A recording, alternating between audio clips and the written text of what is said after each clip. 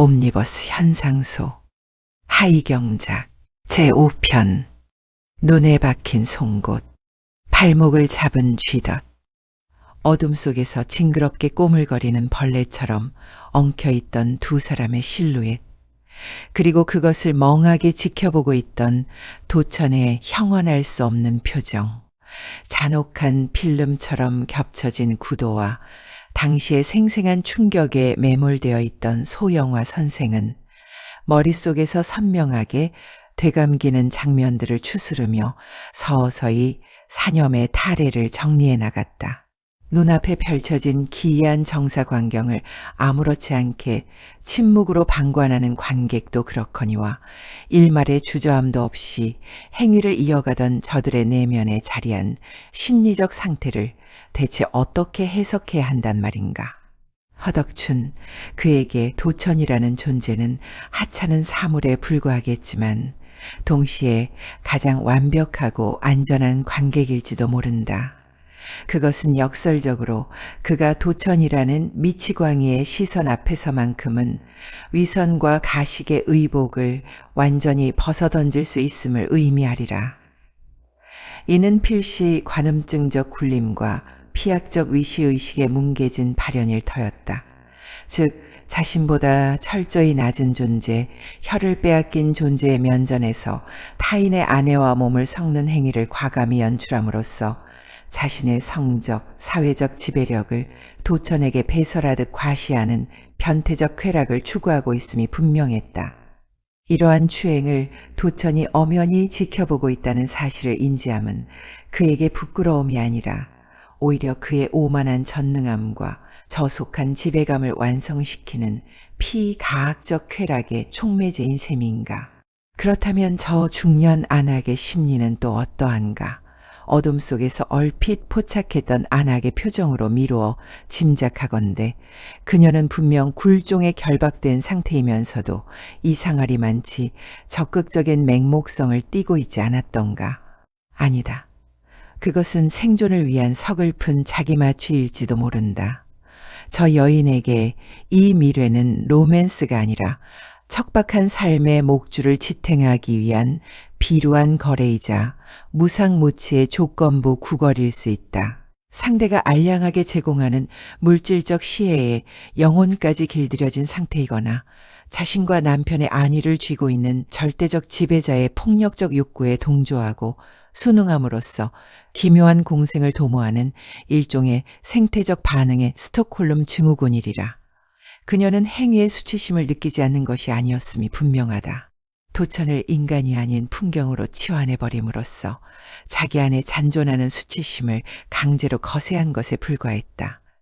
어차피 저놈은 미친 거지에 불과하다며 스스로를 속여야만 비열한 굴종과 말초적 희열이 모호하게 버무려져 신음을 뱉어내는 비참한 자신을 견뎌낼 수 있기 때문이리라. 그랬다. 두 사람이 도천의 면전에서 그토록 스스럼 없이 정사를 지속할 수 있었던 가장 본질적인 심리는 도천의 관계를 절대로 깨지지 아니할 안전장치로 확신했기 때문이었다. 만약 그 자리에 동네 어린아이나 지나가는 개 한 마리라도 있었다면 그들은 행위를 멈추었을 것이다. 철없는 아이는 분명 사방에 말을 옮길 것이고 개라면 사납게 지저대어 곧 타인의 시선을 끌터이니 말이다. 하나 도천은 짖지도 않고 설령 훗날 말을 옮긴다 한들 세상은 그저 미친놈의 잠꼬대나 헛소리로 치부해버릴 것이 아닌가. 따라서 저들에게 도천은 인간의 형상을 한 살아있는 가구이자 비밀을 완벽하게 흡수해버리는 암흑의 심연이었다. 저들은 도천이라는 깨진 거울을 통해 자신들의 추접한 본능을 투사하면서도 결코 누설로 하여금 파멸하지 않을 것이라는 오만한 확신에 차 있는 것이다. 여기까지 생각이 미친 소 선생은 슬로 비디오처럼 느리게 오버랩되며 머릿속을 사정없이 후비고 지나가는 정사 장면, 그리고 그 뒤에 도사린 짐작하기 어려운 뒤틀린 욕망의 충격에 휩싸인 채 동이 터올 무렵까지 잠들지 못하고 오직 뒤척일 따름이었다. 문제는 은밀한 비밀의 지속성이었다. 세상의 비밀이란 그것이 밝혀지지 않았거나 혹은 발각되지 않았을 경우에만 비로소 유효한 법이다. 소영화 선생이 질펀하고 적나라한 장면을 목격한 지 몇 달이 지나지 않아 마을에는 해괴한 소문이 안개처럼 뿌옇게 퍼지기 시작했다. 그것은 도천이 안악내를 겁탈했다는 얼토당토하는 소문을 비롯하여 그게 아니라 두년놈이 바람이나 농협 창고에서 뭔 짓을 벌이려다 동네 사람에게 들키는 통에 그만 미수에 그쳤다는 둥 아무리 환양기가 동하였다 한들 설마하니 추접하고 미쳐있는 동양아치를 상대로 거시기한 짓거리를 벌였겠느냐는 둥에 어설프고 확인되지 않은 소문들이 둥둥 떠다니고 있었다. 하지만 소 선생만큼은 그 내막을 빤히 알고 있었기에 그녀가 감히 유추해보건대 아마 같은 장소에 세 사람은 분명히 거기에 있었을 것이고 그때처럼 안악내는 월남치마 차림이었을 것이리라. 한 사람은 하이가 실종된 반라의 차림이었을 것이며 도천의 차림새는 평소와 같이 멀쩡한 상태였을 것이리라.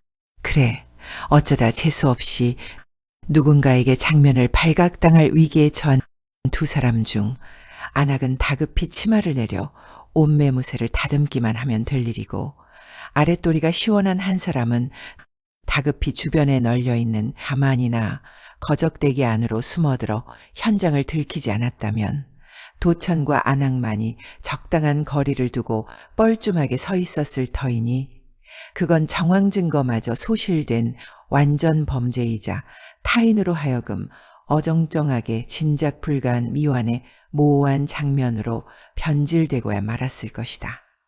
떠다니는 소문을 근거로 사실과는 전혀 걸맞지 않은 상상력을 동원하여 질펀한 스토리를 마음대로 생산해내고 있는 기혼자 동료 여교사의 엉터리 추리를 무심히 듣고 있던 소 선생은 가슴이 막혀 답답하였지만 고소를 머금어야 했다. 그리고 내심은 이렇게 다짐하고 있었다. 참아야 한다. 아무리 발설하고 싶어도 전근을 가버리면 그만이다. 인내해야 한다. 인내를. 사건은 이듬해 여름방학 기간에 벌어졌다. 방학이 끝나고 새학기가 시작되면 연고지 학교로 전근 대기발령이 예정되어 있었기에 여름방학이 끝나기만 고대하던 소영화 선생의 신상에 예기치 않은 풍파가 닥친 것이다.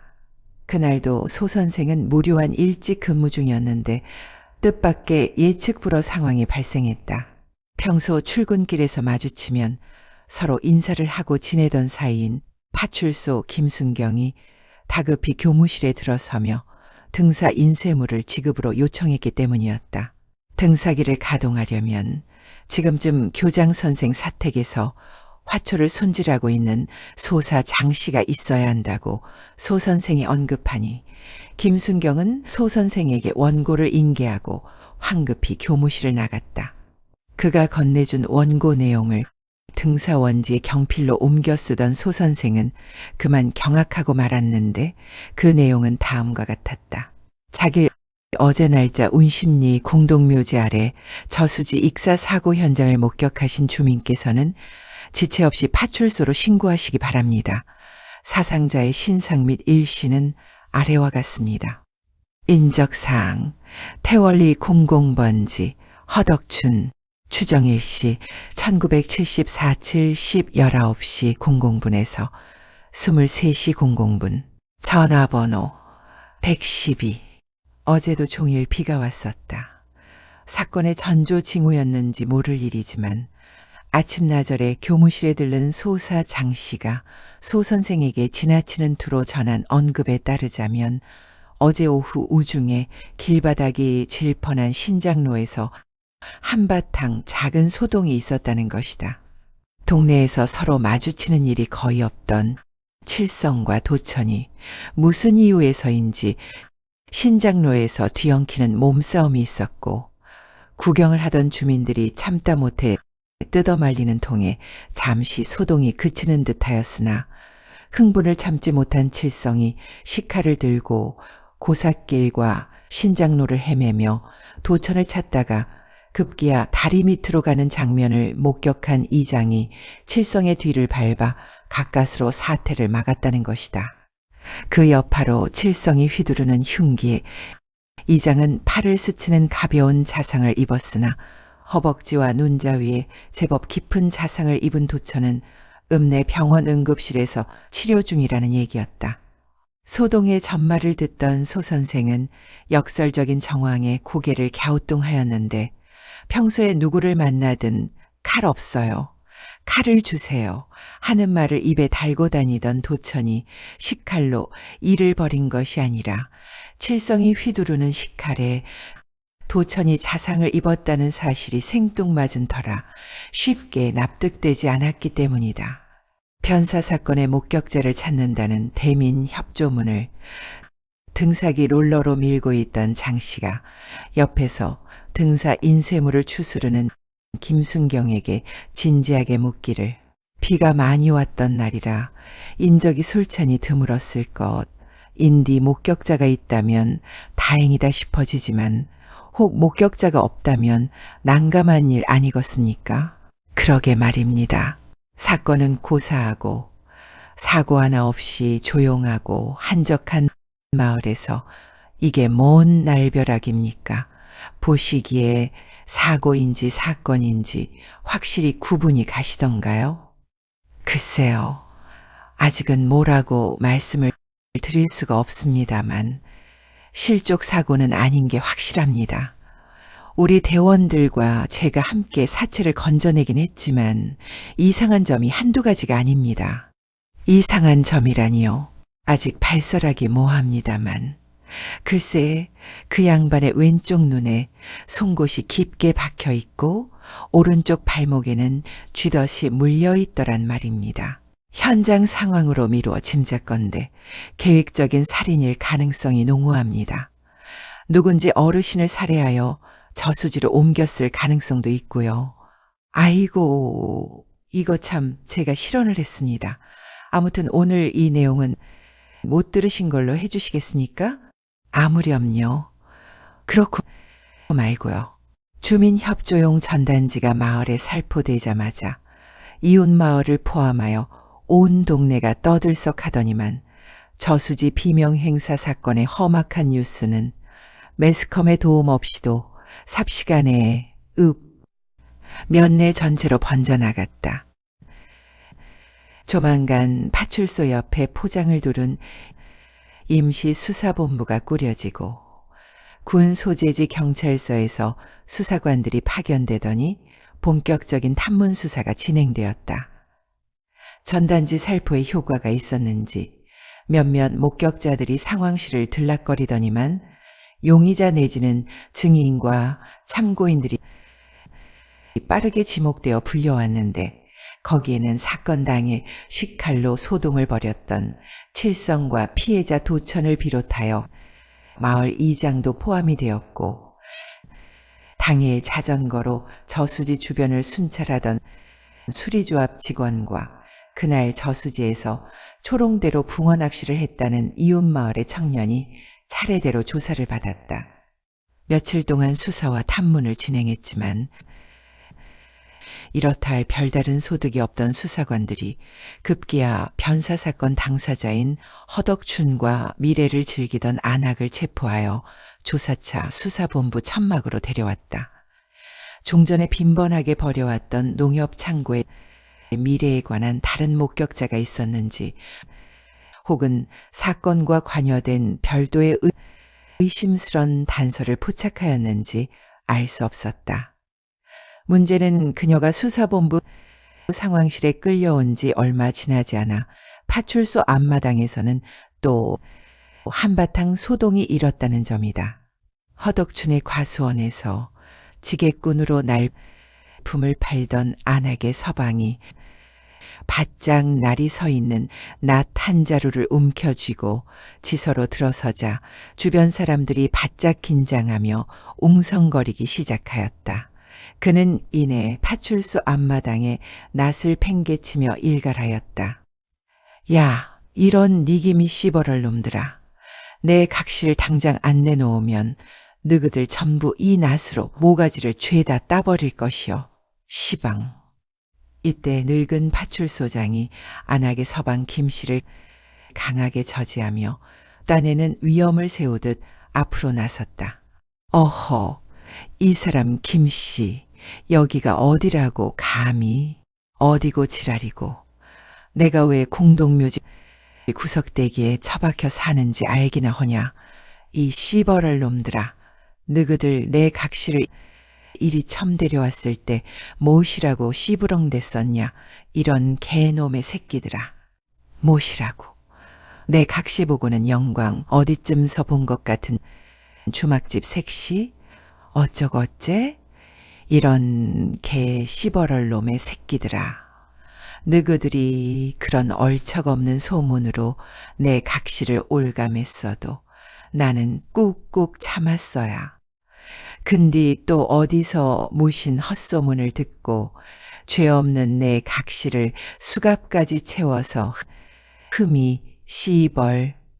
참말로 평소 마을 사람들과 어울리지도 않고 묵묵히 그저 날품을 팔아 생계를 꾸려오던 김씨는 제 아내를 끔찍이도 신뢰하여 마을에 아무리 이상한 소문이 돌아다닐 망정 눈 하나 깜짝하지 않았으며 마파람에 보릿가시 날리듯 실없이 날아다니는 별하별 해괴한 소문에도 전혀 흔들림이 없는 그야말로 우직한 순정파 스타일의 상남자였다. 그러던 그가 수사기관에서 그의 안악을 체포해오자 급기야는 머리가 돌아서 소주 4대병을 나발불고는 죄 없는 제 아내의 석방을 위하여 파출소로 쳐들어온 것이었다. 김순경을 비롯하여 주변의 몇 사람들이 안악의 서방을 제압하여 몹시도 서럽게 흥분하고 있는 그를 진정시킬 무렵 갑자기 미군 전투용 지프 한 대가 흙먼지를 일으키며 수사본부 앞에 다급히 서더니 사복 차림에 선글라스를 착용한 미군 2명이 상황실 안에서 수갑을 차고 조사를 받던 도천을 다짜고짜 지프에 태워 바람처럼 휑하니 사라졌다. 더욱 알 수 없는 일은 군용 지프가 신장로를 따라 한참 멀어져 눈에 보이지 않을 때까지 수사관들과 파출소장은 거수경례를 내리지 않고 그대로 서 있었다는 점이다.